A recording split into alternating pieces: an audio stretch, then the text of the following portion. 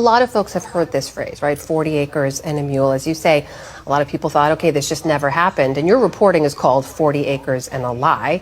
What's the truth behind this program? What do people not know? What people don't know is that it wasn't just a promise that was broken. People were received land titles.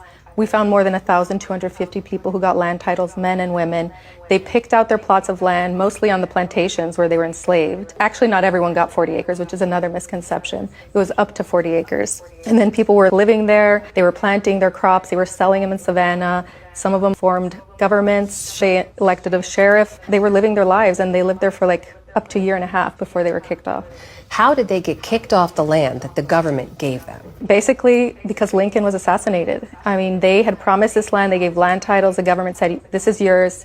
You deserve it. You're going to keep it. But Congress needed to make those titles permanent. They had a majority in Congress who were willing to do it. But Andrew Johnson, he was the vice president. He was a white supremacist. He sided with the planters who wanted their land back, and he vetoed every effort to make those land titles permanent. You did a little more research to talk about the value of the land. This is an important part of your reporting here. One 4-acre lot that you identified in Jacksonville, Florida, based on a sale last year, that it would, today, 40 acres would be worth $2.5 million there.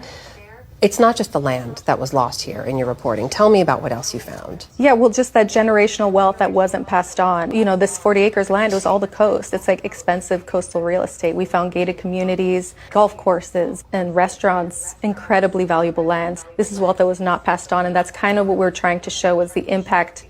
This is not a history lesson only. It's the impact on people who are alive today.